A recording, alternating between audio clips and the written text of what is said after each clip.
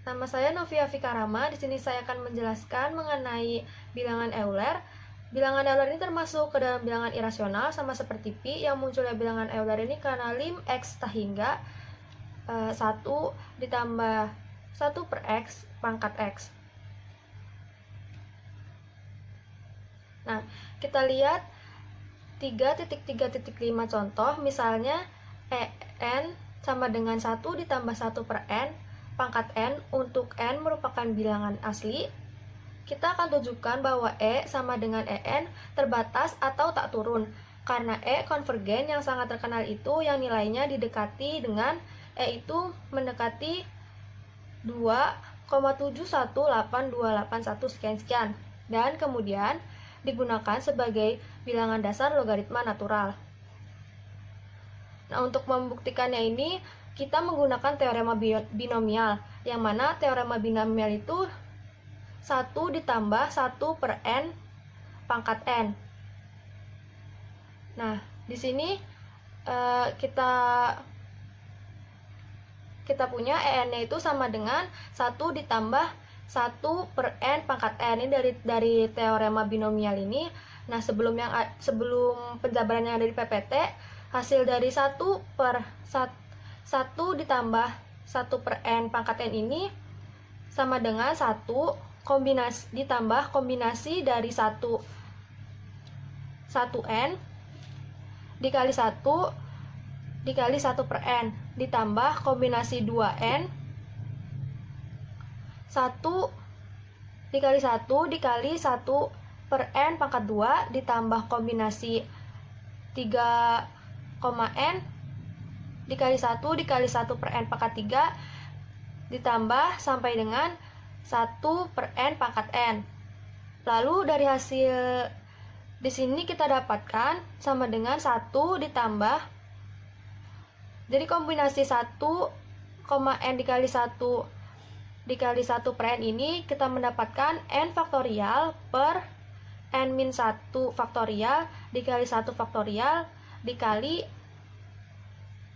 1 per n.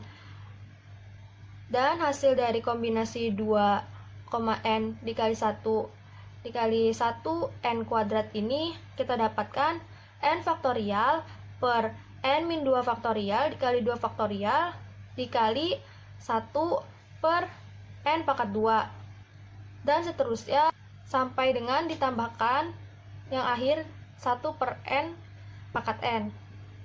Nah, selanjutnya jika kita sudah mendapatkan hasil dari kombinasi tadi, lanjut caranya sama seperti pada PPT, yang mana 1 ditambah n dikali n min 1 faktorial dikali n min 1 faktorial dikali 1 faktorial dikali 1 per n. Nah, pada bagian ini kita dapat sederhanakan lagi atau ditulis dengan dicoret. Misalkan ini n dikali dengan 1 per n, maka akan habis. Begitupun n min 1 faktorial dicoret dengan bawahnya per n min 1 faktorial, itu akan habis. Oleh karena itu pada bagian bawahnya yang dapat ditulis itu menjadi 1 ditambah 1. Jadi hasil yang ini tadi hasilnya ada 1. Dan sebelahnya pun n dikali n min 1 per 2 faktorial dikali 1 per n pangkat 2 ini, n dikali dengan 1 per n kuadrat ini bisa disederhanakan menjadi 1 per n. Lalu setelah dilakukan perkaliannya akan didapat hasilnya seperti yang di bawah, 1 per 2 faktorial dikali 1 min 1 per n, dan begitu pun seterusnya. Setelah kita mengetahui en, kita juga bisa mempunyai nilai en plus 1, yaitu n-nya tinggal disubstitusikan dengan n plus 1. Jadi yang tadinya tulisannya n diubah menjadi n plus 1. Seperti yang dijabarkan menjadi 1 ditambah 1 per 2 faktorial dikali 1 dikurang 1 per n plus 1. Ditambah lagi 1 per 3 faktorial dikali 1 min 1 per n plus 1 dikali 1 min 2 per N plus 1 ditambah sampai dengan seterusnya.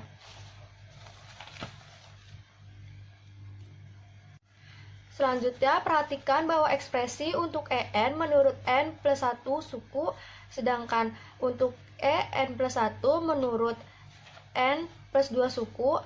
Selain itu, masing-masing suku dalam EN adalah lebih kecil atau sama dengan suku yang bersesuaian dengan EN plus 1, dan EN plus 1 mengandung lebih dari satu suku positif.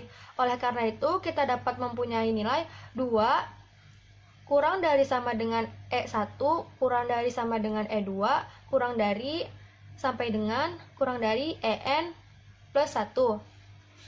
Dengan demikian, suku-suku dari E itu naik. Nah, pembuktiannya itu bisa kita lihat bahwa dari hasil slide sebelumnya kita ketahui bahwa hasil dari EN ini yang pertama adalah 1 ditambah 1 ditambah 1 per 2 faktorial dan seterusnya. Nah, 1 ditambah 1 ini 2, yang artinya 2 ini merupakan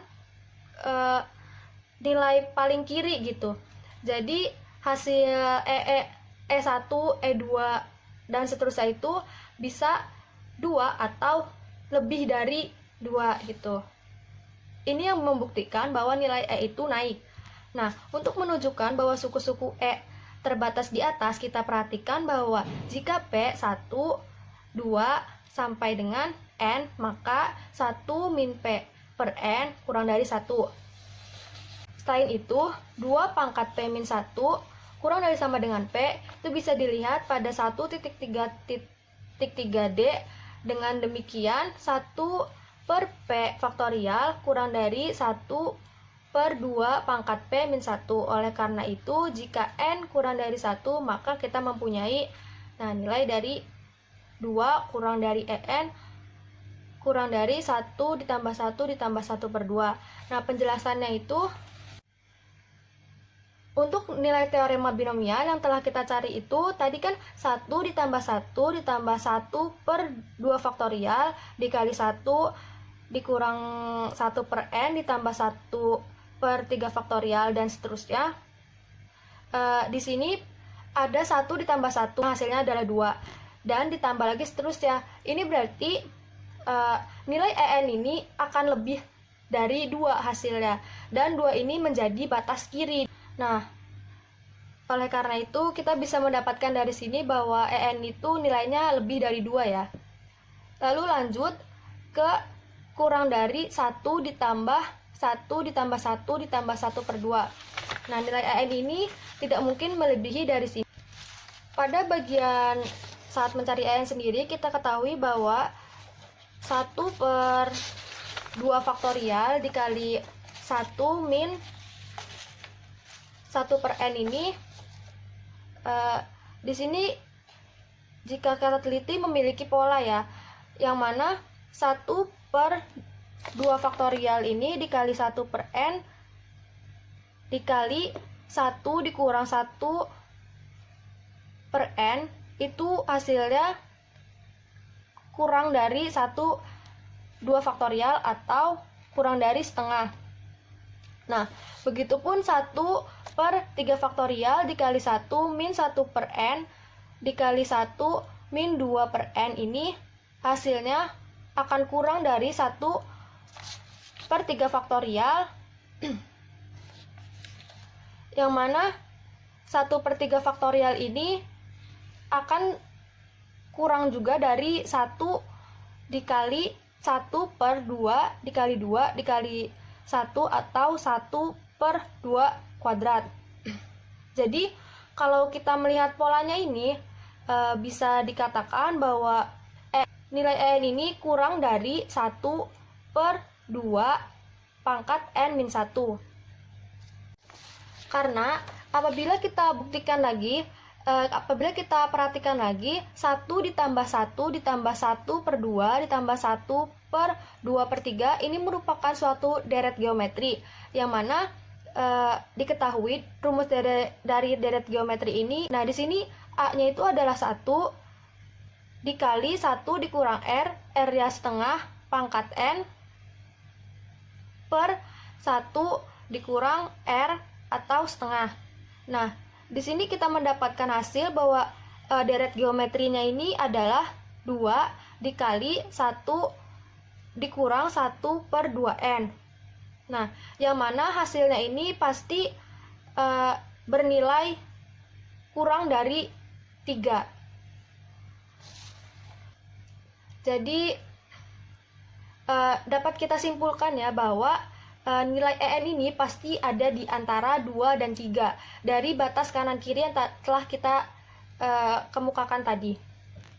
Di sini dapat kita simpulkan bukan 2 kurang dari atau sama dengan EN kurang dari 3 untuk semua N yang merupakan bilangan asli. Menurut teorema konvergensi monoton, kita peroleh bahwa barisan E konvergen ke suatu bilangan real itu ada di antara 2 dan 3. Kita definisikan bilangan EN ini merupakan limit dari barisan ini. Untuk mencari nilai EN secara manual itu akan sulit seperti yang dijelaskan pada slide selanjutnya. Dengan penghalusan estimasi kita dapat menemukan bilangan yang dekat sekali dengan E, tetapi tidak dapat menghitungnya secara eksak karena E ini adalah suatu bilangan irasional. Nah, tapi kalau ingin melakukannya secara manual, kalian bisa melakukannya dengan mempersempit batas kiri dan kanan. Yang saya lakukan sendiri apabila saya memasukkan nilai N sama dengan 2 pada batas kirinya, maka akan didapatkan hasil 2,25. Jadi batas kirinya seperti yang dilihat bukan sama dengan 2 lagi, tapi menjadi lebih dekat ke EN yaitu 2,25.